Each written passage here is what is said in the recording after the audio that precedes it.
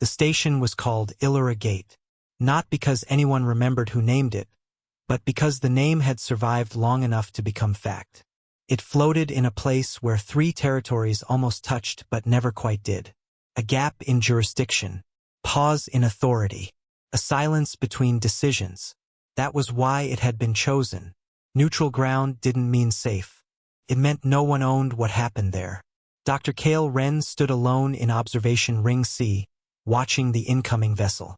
He had read the file 3 times already. Species, human. Status, first contact. Intent, diplomatic. Everything about them had been agreeable. Too agreeable. The ship appeared at the edge of visual range like it had always been there. Not approaching. Not emerging. Just revealing itself. Kale leaned forward slightly, eyes narrowing as the station's sensors overlaid data across the glass. Velocity, stable. Trajectory, optimal. Correction drift, none. He blinked. That wasn't right. Every ship drifted. Even the best pilots corrected too much or too little. Micro-adjustments. Human error. Mechanical delay. This ship didn't drift. It adjusted in perfect increments.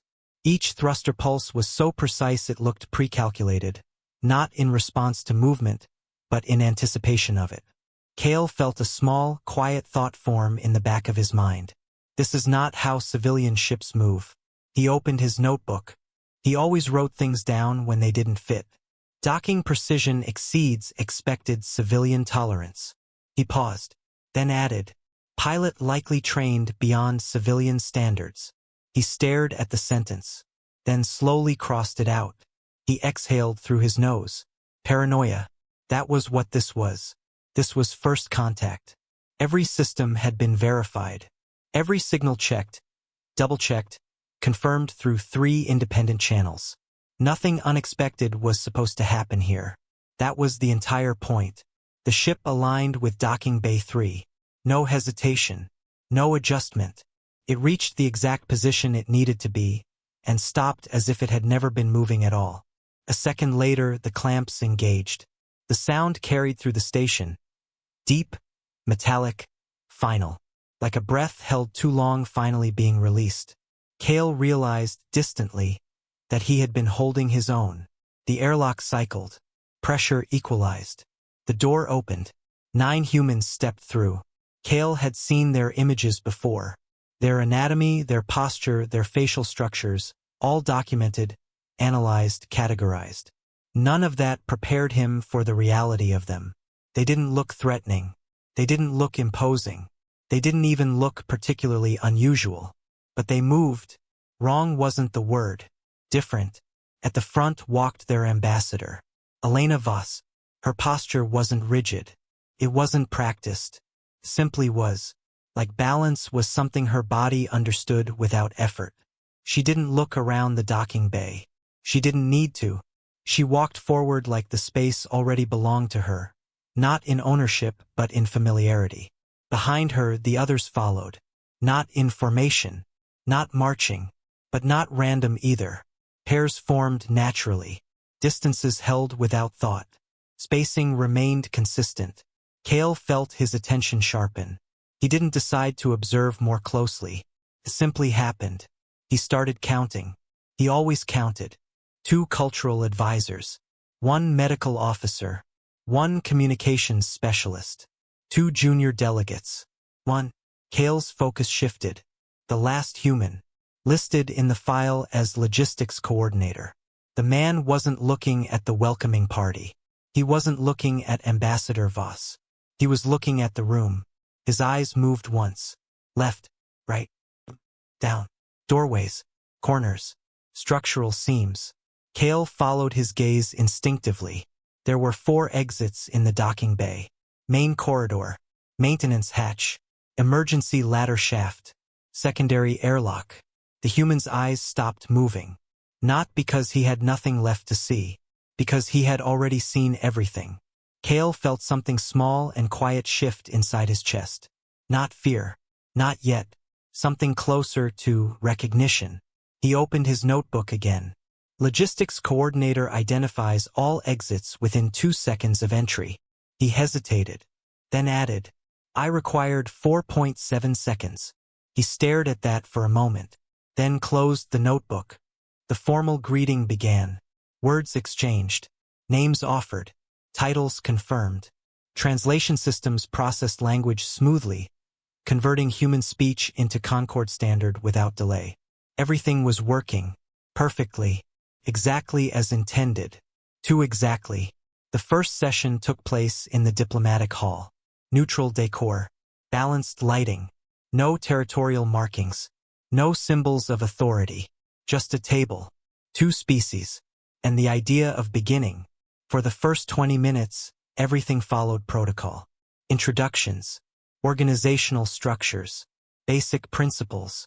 Careful language designed to avoid misunderstanding. Clean. Dry. Safe. Then one of the human junior delegates reached down and placed 3 small objects on the table. Wrapped. Simple paper. Thin ribbon. Kale felt the shift immediately. This was not in protocol. The room paused. Not dramatically. Just enough to notice. The young human glanced at Ambassador Voss. She gave the smallest nod. Permission. Nothing more. We brought something from home, he said.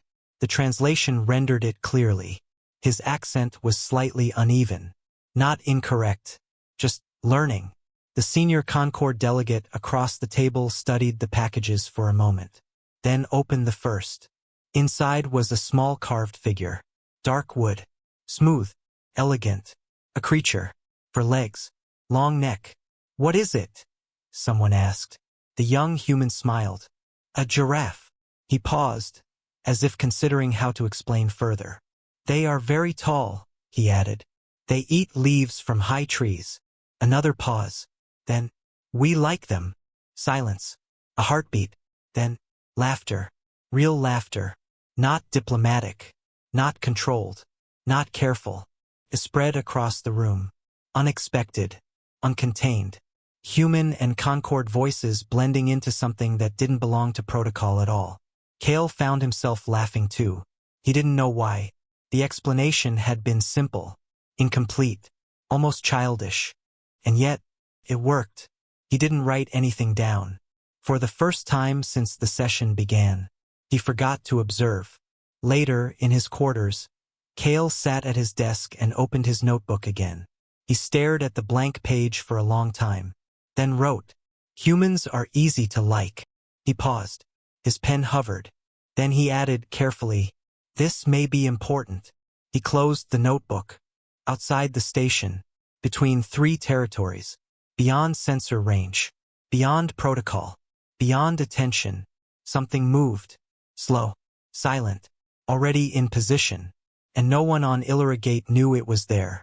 The second day began without incident. That, Kale noted later, was the first thing that felt unusual. Nothing went wrong. Not in translation. Not in timing. Not in behavior. Everything worked. The sessions continued. Long stretches of careful conversation. Definitions of terms that didn't fully exist across both species. Clarifications. Adjustments. Small misunderstandings that took time to resolve. Normal. Expected. Safe. And between those things, something else. The humans were pleasant. Not strategically pleasant. Not diplomatically polished. Just easy.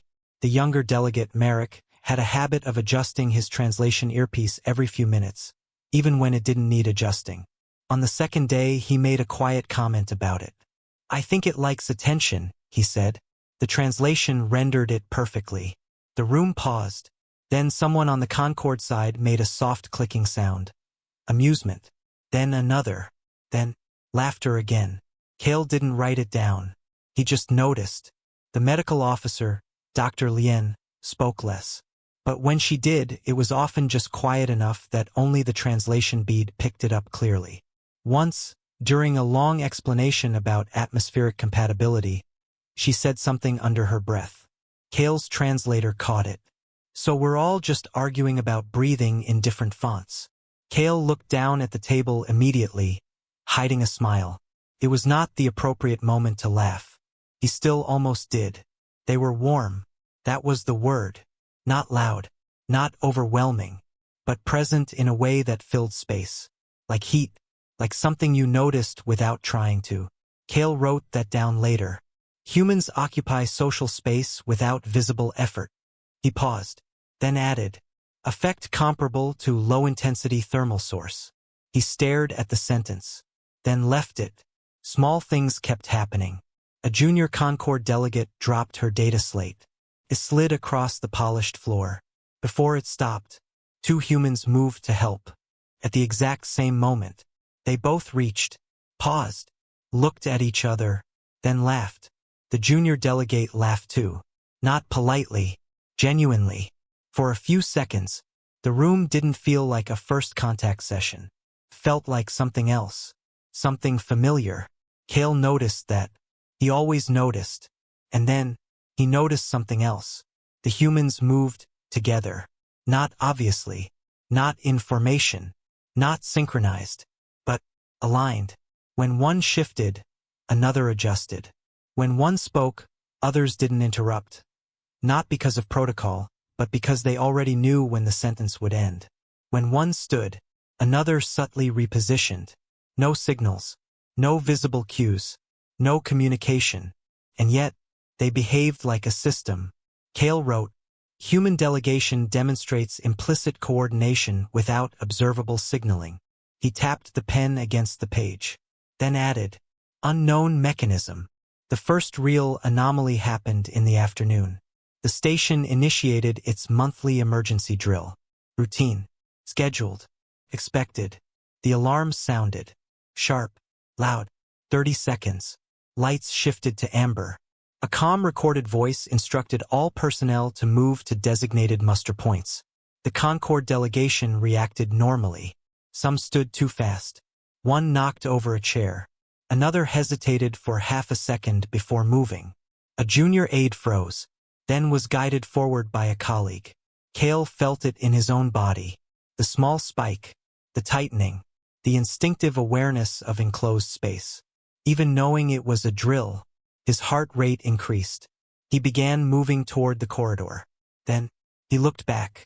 The humans had moved. Not quickly, not urgently, precisely. Without a word, they separated. One moved to the main door, one to the side console, one beside Ambassador Voss. Merrick, the one who joked, was no longer smiling. He stood between the Concord delegates and the corridor. Not blocking, positioning. His stance changed. Subtle. Weight balanced. Eye scanning. Cale felt something tighten in his chest. This wasn't a drill response. Not really. This was prepared behavior. 30 seconds passed. The alarm stopped. Lights returned to normal. The Concord delegates exhaled. Relaxed. Recovered. The humans returned to their seats. As if nothing had happened. Cale didn't move. His eyes were on Ambassador Voss. Her hands rested on the table, exactly where they had been before the alarm. They had not moved. Not once. No tightening. No adjustment. No reflex. Nothing. Cale stared. He had studied stress responses across 12 species. Motor reactions were universal. Micro-movements. Involuntary. Impossible to suppress completely. Even trained individuals showed something. After, if not during, she showed nothing. Cale slowly reached for his notebook. His hand felt heavier than usual. He wrote carefully. Emergency drill response. Human delegation exhibits pre-assigned positioning. He paused, then continued. Ambassador Voss. No observable stress response. He hesitated, then added. Hands remained completely still. He looked at the words, then wrote one more line. Not training, not control. Unknown. He closed the notebook. The session continued. Voices resumed. Translation flowed. Conversation moved forward. Everything looked normal again. Too normal. That evening, Cale sat alone in his office. The station was quiet. The kind of quiet that only existed in deep space. He opened his notebook. Read the last entry, then flipped back to the first. The docking, the exits, the coordination, the warmth. He leaned back in his chair. And for the first time, he didn't feel curiosity. He felt something else. Not fear. Not yet. Something quieter. Something colder. A question forming. What am I actually looking at? Outside the station, beyond the reach of routine scans, something adjusted its position. Not moving closer. Not moving away. Just staying exactly where it needed to be. And waiting. That night, Cale told himself he was doing routine work. Background research. Context building. Standard procedure for first contact analysis. He knew he was lying. The station's research archives opened quietly on his console. He typed a single word. Human. The system returned millions of entries. Cultural. Biological. Historical. Linguistic. Cale selected Cultural Archive Historical Records. He hesitated for half a second, then opened it. 3 hours later, he was still reading. First, nothing stood out. Not individually. Stories. Records. Fragments of past civilizations. Different regions. Different languages. Different eras. But as Cale moved deeper, pattern began to emerge. Conflict. Not occasional. Not isolated. Constant. Every era contained it. Every culture described it. Every major turning point involved it. Wars. Battles. Campaigns. Rebellions. Cale sat back slowly. He had studied species before. Many had histories of conflict. That wasn't unusual. What was unusual was the frequency. There were no long gaps. No extended periods of uninterrupted peace. Cale searched for a term. A concept his own species used. A word that described the collective exhaustion after war. The deep societal pause. The long recovery. He couldn't find it. He refined the search. Broadened it. Adjusted translation parameters. Nothing. The closest match appeared after several iterations. A human word. Peacetime. Cale stared at it. The definition loaded. A period between wars. Not the absence of conflict. The space before the next one. Cale leaned forward slowly. That was not the same thing. He opened another section. Art and expression. Paintings. Sculptures. Music. War again. Depicted. Remembered. Preserved. Not hidden. Not avoided. Displayed. Museums filled with weapons. Armor. Artifacts of destruction. Visited. Studied. Admired. Cale felt something shift inside him. Not fear. Recognition. He moved to another section. Mythology. Old stories. Ancient narratives. Heroes. Figures of virtue. Many of them, warriors. Not reluctantly. Willingly. Chosen. Cale whispered under his breath. Why keep this? The system didn't answer. He switched sections again. Pre-contact communication logs. 5 years of diplomatic messages. He scanned them quickly. Tone analysis. Cooperative. Patient. Responsive. Accommodating. Response time. Under 48 hours. Consistently. Agreement rate. Extremely high. Cale leaned back. Everything matched what he had seen in person. Warm. Helpful. Easy. He tapped the desk lightly.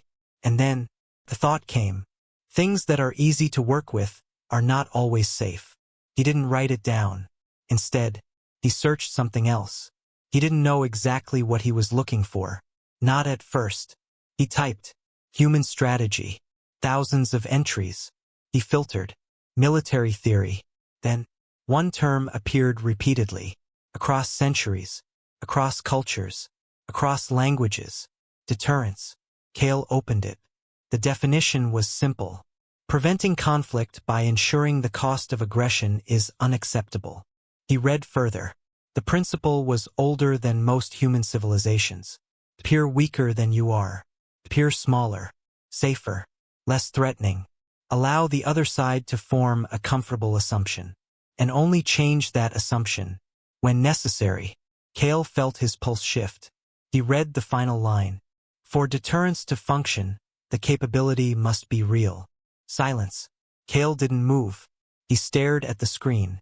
Then slowly, he reached for his notebook. His hand was steady. but slower than usual. He wrote carefully. Human culture integrates conflict as continuous element. Pause. Peace defined as interval, not state. Pause. Strategic doctrine. Conceal full capability. He stopped, looked at the last line, then added one more. Question. What are they not showing? He closed the notebook, but he didn't stand up. Instead, he sat in the dim light of his office, listening to the quiet hum of the station, thinking about the pilot, the exits, the drill, the hands, the warmth. And now, this, he whispered again, softer this time. They're not hiding it. He looked back at the screen. They just aren't showing all of it.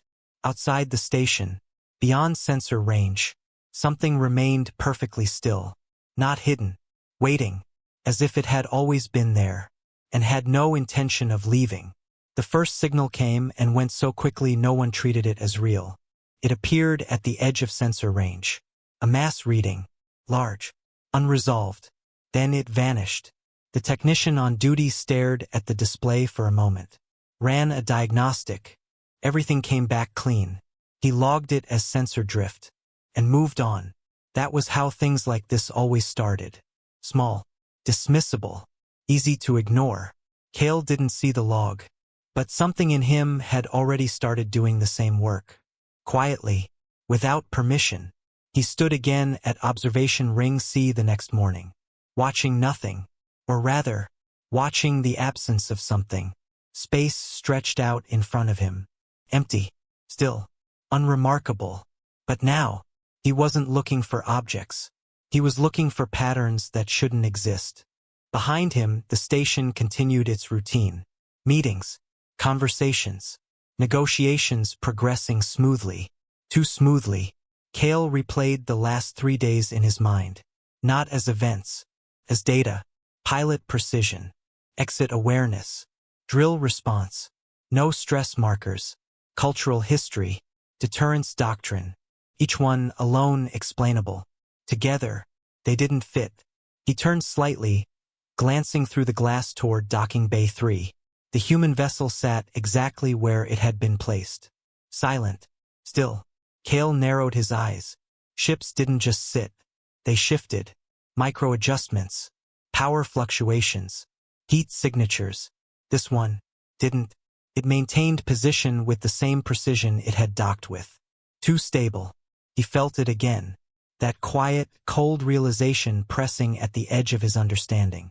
He walked back to his office, sat down, opened his console. This time, he didn't search archives. He built a model. Behavior first, hardware second. He listed what he knew. Pilot precision, extreme. Crew coordination, pre-trained.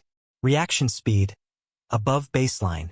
Stress response, absent. Cultural doctrine, concealment of capability. He stared at the list, then added one more line. Observed vessel classification, civilian. He leaned back and said it out loud. That doesn't match. Silence answered him. Cale leaned forward again.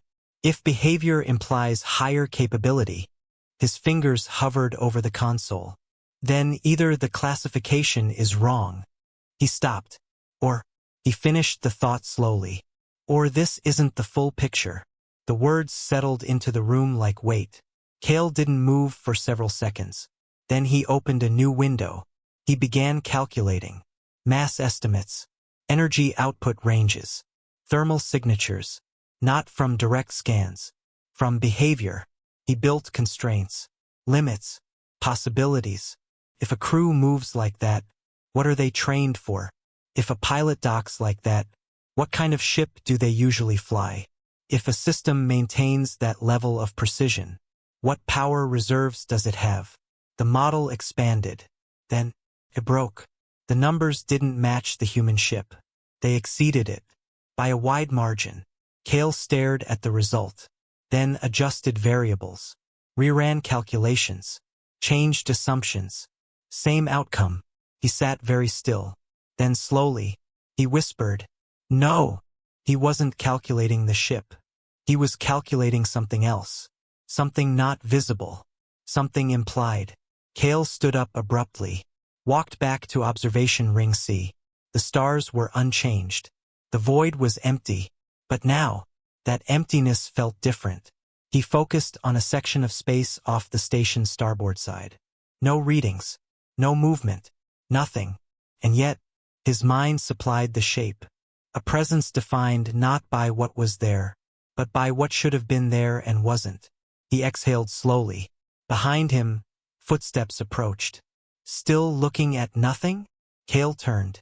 Merrick, the human delegate. Smiling. Relaxed. Holding 2 cups of something warm. Kale studied him for a moment. Ordinary. Friendly. Easy. Merrick handed him one of the cups. You look like you're thinking too hard, he said. Kale accepted it automatically. I am, he replied. Merrick nodded, as if that confirmed something. About us? He asked. Kale hesitated.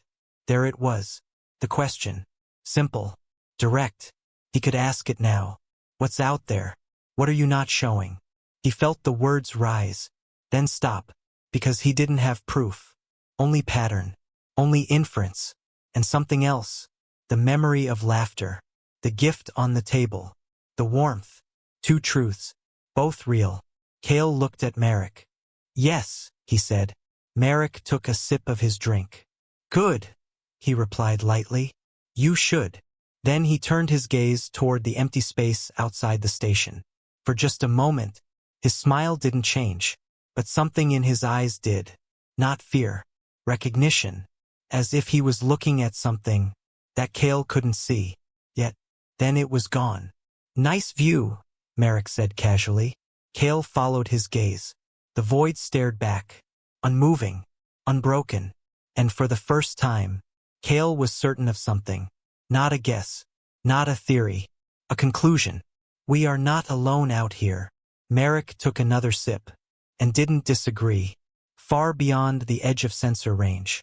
6 massive shapes held position. Silent. Invisible. Already exactly where they needed to be. And waiting for something that hadn't happened yet. But would. Soon. The blackout came without warning. No flicker. No distortion. No system lag. One moment, the station was alive with sound. Voices. Movement. Translation streams flowing between species. The next, everything stopped. Silence. Absolute. The main display went gray. The translation feed died. Internal comms dropped. For half a second, no one understood what had happened. Then, the hull groaned. A deep, dragging sound. Not failure. Not collapse. Impact. The kind of sound that traveled through structure. Felt in bone before it was understood. Then, a second impact. Closer. Harder. Somewhere deeper in the station. Something hit. The alarm followed. This time, it wasn't a drill. The sound was sharper. Faster. Urgent in a way drills never were. The Concord delegates reacted first. Too fast. Too loud. A chair fell. Someone moved in the wrong direction. Another froze. A third grabbed the wrong case entirely and dropped it again. Kale felt it hit him fully now. Fear. Clear. Focused. Immediate.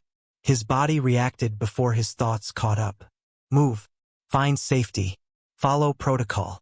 He grabbed the nearest junior delegate by the arm. Pulled her toward the corridor. Go, he said. She stumbled. Then moved. Kale turned, just for a moment, and saw the humans. They were already moving. Not fast. Correct. That was the only word that fit. Correct.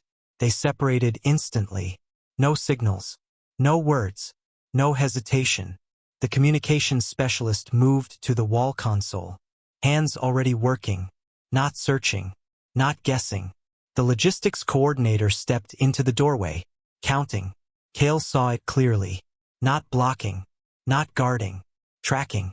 Making sure no one was left behind. The medical officer, Dr. Lien, had her kit open before anyone called for it. She didn't look inside. She already knew where everything was. Merrick. Kale turned. Merrick was gone. For a split second, Kale didn't understand that. Then he saw him. Ahead. already at the corridor junction. Not on the standard evacuation path. A different route.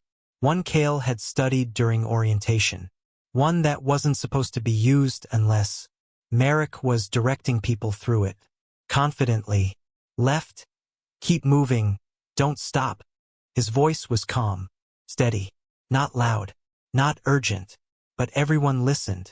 Because it sounded like someone who knew what came next. Kale pulled the junior delegate along.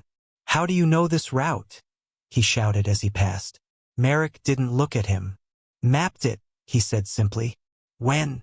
Kale demanded. Merrick smiled. "Just slightly. Earlier." Kale felt something drop in his stomach. Earlier. The word echoed. They reached the muster point. Reinforced. Central. Designed to hold 200 people. Kale turned as the last of the group came through. The humans entered last. All of them. No one missing. No confusion. No delay. Kale counted automatically. 9. All 9. He didn't know how. He had watched them move, and still hadn't seen how they covered everything at once. Inside the muster point, chaos settled into noise. Voices overlapping. Questions without answers.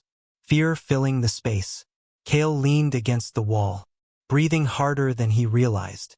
He looked across the room. Ambassador Voss stood near the center. Not speaking. Not directing. Listening. Her hands rested at her sides. Still. Exactly still. The same stillness. The same absence. Kale felt his pulse spike again. Because now, he understood what he was looking at. This wasn't control. This was baseline. The internal systems flickered back online. A voice came through. Broken. Stabilizing. External contact confirmed. Hostile fleet. Repeat. Hostile fleet. The room went quieter. Not calm. Focused. Impact on commercial wing. Partial structural damage. Enemy preparing second strike. Kale looked toward the main display. Came back online. And showed them. The fleet. 12 ships. Arranged in a wide containment formation. Positioned perfectly to prevent escape.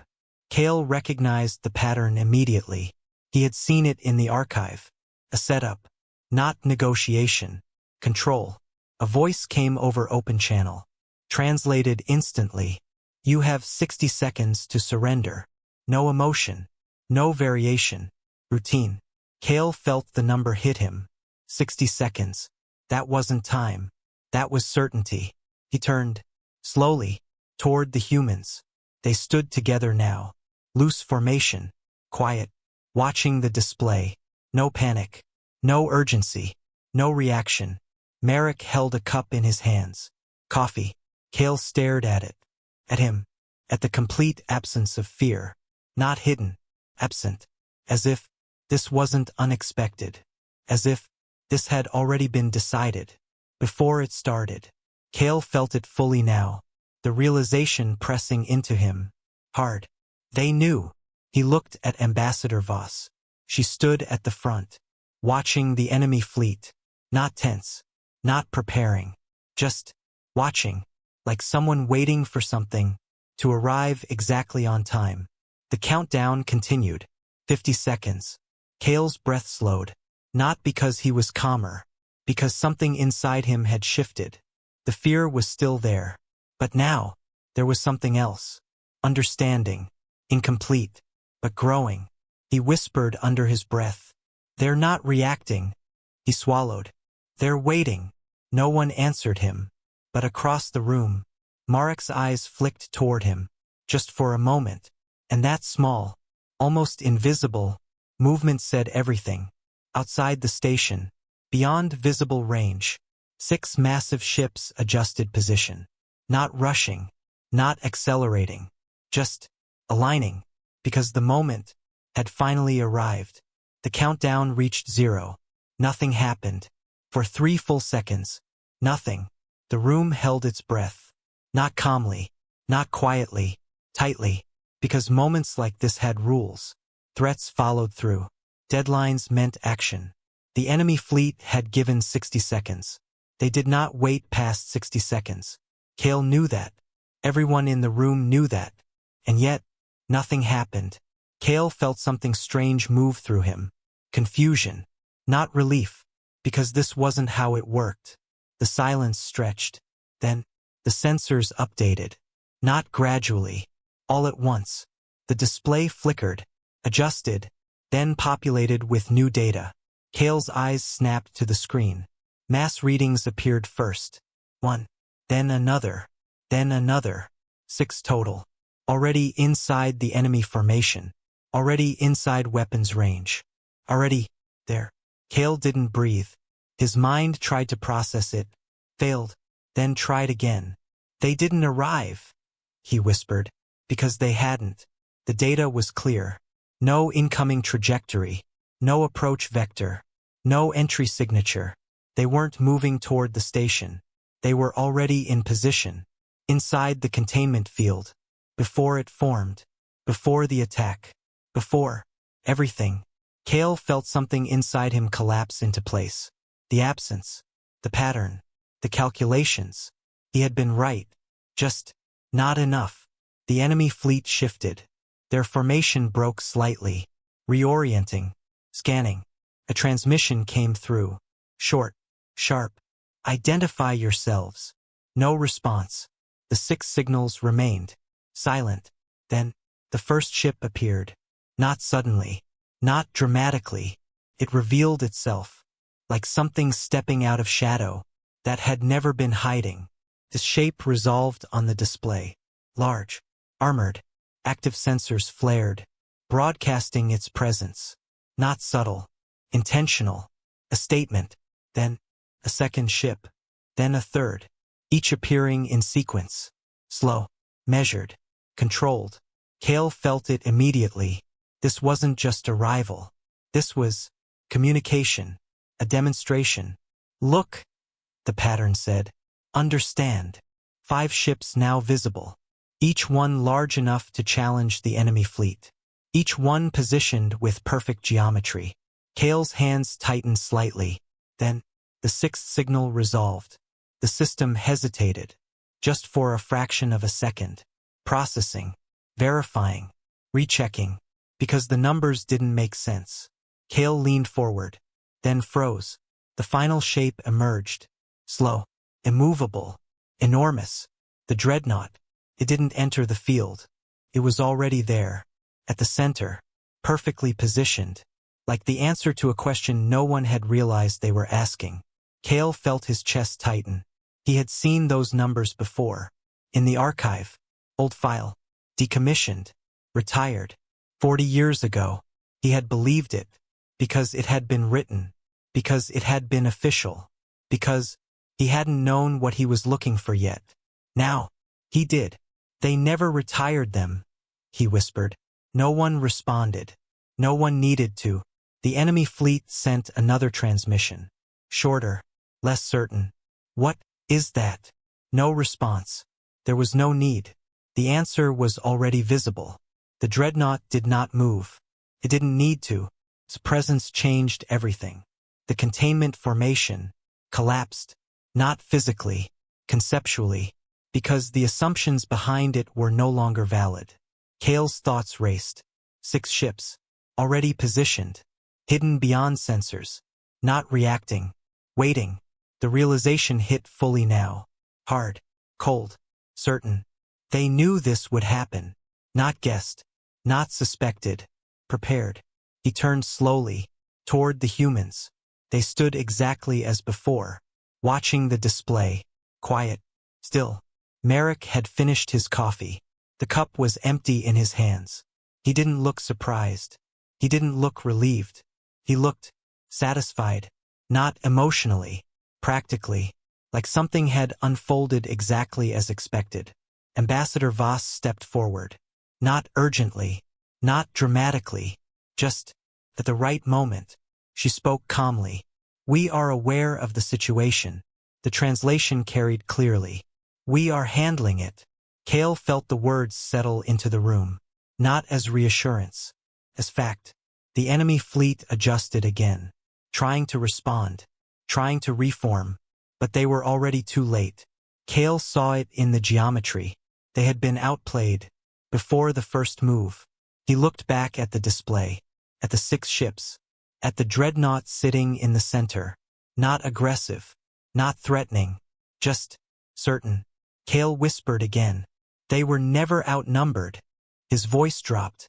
They were just waiting to be seen. Outside the station, the balance of power had already shifted. It had shifted days ago. No one had noticed. Until now. And now, it was impossible to ignore. The enemy commander spoke again. Faster this time. Less certain. This situation is a misunderstanding. The transmission cut off. Not interrupted. Ignored. The dreadnought fired. There was no warning. No charge buildup. No visible preparation. One moment, stillness. The next, light. A single beam crossed the distance between ships in a fraction of a second. It didn't look fast. It made speed irrelevant. The first target, gone. Not damaged.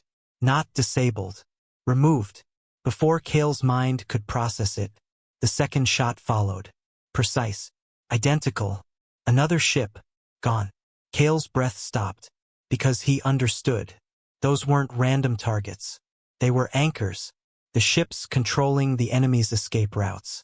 The structure of the formation, destroyed, before the enemy could react. Then everything moved. The 5 escort ships advanced. Not rushing, not chaotic, purposeful. Each movement calculated. Each position chosen. The enemy fleet scattered. Formation breaking. Signals overlapping. Commands conflicting. Kale watched it unfold in real time, and realized something terrifying. This wasn't a battle. This was execution. The enemy fired. Desperate. Uncoordinated. Their weapons struck. Nothing. Because the humans weren't where the enemy expected them to be. They had already moved. Before the shots were fired. Kale's mind struggled to keep up. Every movement he saw was already too late. Every reaction already anticipated. 9 minutes. 40 seconds. That was how long it lasted.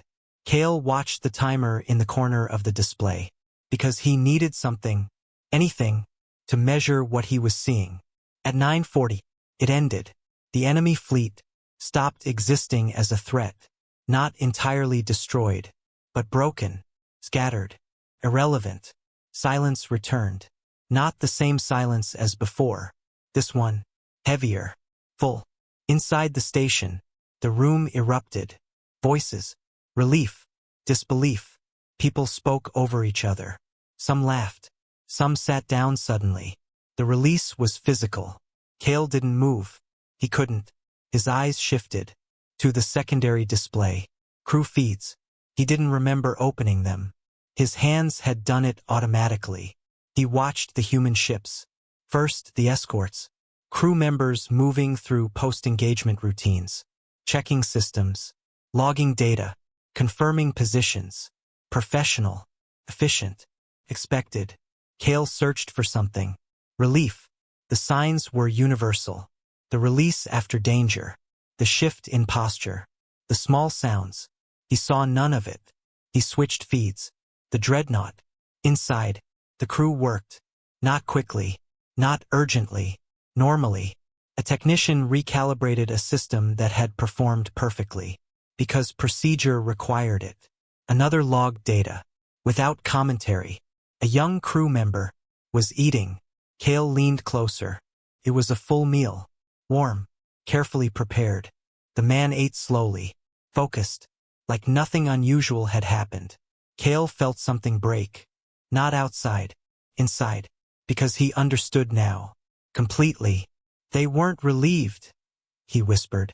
His voice sounded distant. They weren't afraid. Not brave. Not controlled. Not disciplined. Never afraid. Because from their perspective, this wasn't danger. This was expected outcome. Kale's thoughts raced backward. The drill. The exits. The coordination. The still hands. The archive. The doctrine. Every piece fell into place. The humans hadn't reacted to the attack. They had executed a plan. Before the attack happened, Kale turned slowly. The humans stood together again. Calm. Unchanged. Merrick stretched slightly, like someone finishing a long but predictable task. Dr. Lien closed her medical kit. Unused, the logistics coordinator, was watching the display, not checking for danger, confirming completion. Ambassador Voss stood at the front. Her hands, still. Kale stared at them, and finally understood. That wasn't control. That was certainty. She had never needed to react, because nothing had happened that she hadn't already accounted for. Kale exhaled slowly. The realization settled fully. Heavy. Permanent. This was never a negotiation. His voice dropped. It was protection. He looked at the display again. At the wreckage of the enemy fleet. At the 6 ships holding position. At the dreadnought. Still. Waiting. And for the first time, Kale felt something unexpected. Not fear. Relief. Because now, he knew, they had never been in danger. They had never been alone. They had never been unprotected. They just hadn't known it, and neither had anyone else. Until now, outside the station, the human fleet held position. Silent, unmoving, not celebrating, not retreating. Simply, ensuring the outcome remained unchanged. Because that was the part they never left to chance. The station took 3 days to settle. Not physically. That part was easy. The damage had been controlled, contained, repaired with precision. The structure held. What took time was everything else. Reports, assessments, reconstruction of events, trying to understand something that had already happened too fast to fully grasp. Kale didn't rush his work. For the first time since the humans arrived, he wasn't searching for answers. He already had them. He just needed to put them into words. He sat in his office, notebook open, blank page waiting. Final report, the official record, the document that would define what humanity was. He stared at the empty space for a long time, then began writing, carefully, precisely. Human delegation behavior. Cooperative, consistent, and genuine. He paused, added, observed warmth is authentic, not manufactured. He continued, cultural indicators confirm sustained emphasis on conflict across all historical periods. Peace is defined contextually, not as a permanent state. Strategic doctrine includes deliberate underrepresentation of capability. He stopped, looked at the words. They were accurate, but they were not complete. He thought about Merrick, the jokes, the giraffe, the way he had stood in the corridor, between danger and people who didn't understand it yet. He thought about Dr. Lien, the quiet questions, the precise listening. He thought about the logistics coordinator, the exits, the counting. He thought about the dreadnought, waiting, before anything had happened. He wrote again. Behavioral analysis indicates dual-state presentation, approachable and non-threatening externally, with concealed operational readiness at all times. He leaned back, exhaled slowly, then wrote the line he had been avoiding. These states are not contradictory. He underlined it once, because that was the truth, the hardest one to hold. They were kind, and they were dangerous, both, completely, at the same time. Kale closed his eyes briefly, then moved to the top of the document, the classification field.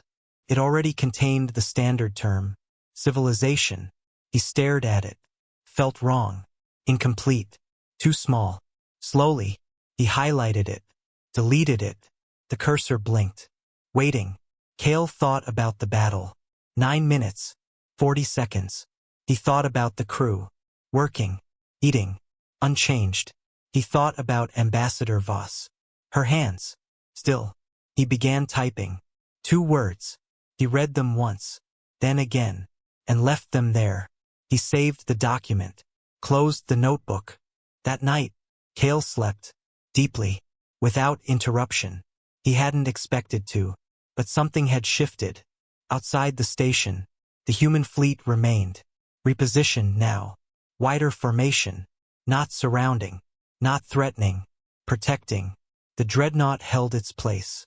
Between the station and the direction the attack had come from. Simple geometry, clear intention. No one announced it. No one explained it. It didn't need to be explained.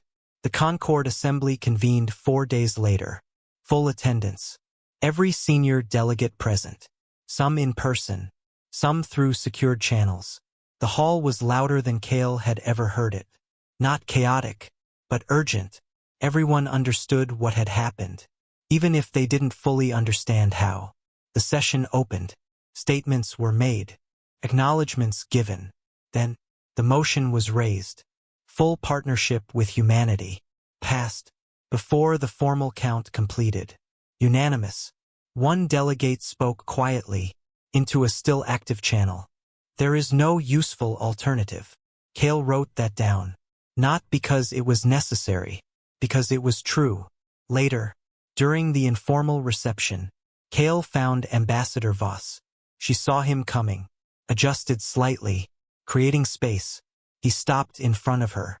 No formal greeting, no framing. "I want to ask you something," he said. She nodded. Cale held her gaze. "How long were your ships out there?" Silence. Not uncomfortable. Measured. She studied him, not as a diplomat, as someone deciding how much truth to give. Then she answered, "We came in peace, Dr. Wren." A pause. Small. Precise. "We always come in peace." Her eyes held his. Steady. First. The words settled between them. Cale didn't speak. He didn't need to. He understood. Completely. They had answered every question. From the beginning. Just not in the way he had expected. That night, Cale returned to his office, opened his report, scrolled to the top, looked at the classification. 2 words. Simple. Easy to overlook. But exact. He read them one last time. Deterrent species. He closed the file. Outside, in the silent dark between systems, the dreadnought remained. Running lights visible. Not hiding. Not threatening. Just there. A simple message. Older than language. Clearer than any translation. We are here. And we chose not to use everything we have. Inside the diplomatic hall, the carved giraffe sat under soft light. Its long neck rising from the wood, as if it had always been there, waiting to be revealed, just like the truth.